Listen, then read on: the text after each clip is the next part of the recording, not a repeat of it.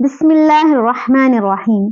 اللہ سے حیا کرتے ہوئے مومن کی اپنی ستر پوشی کرنے کی فضیلت۔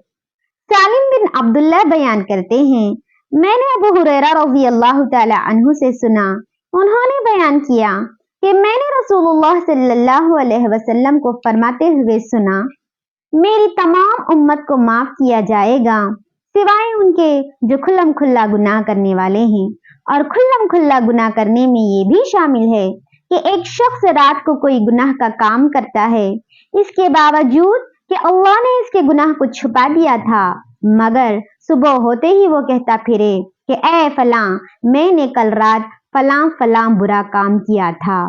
رات گزر گئی تھی اور اس کے رب نے اس کا گناہ چھپائے رکھا، لیکن جب صبح ہوئی تو وہ اپنے بارے میں خود ہی اللہ کے پردے کو کھولنے لگا۔ تخریج صحیح البخاری۔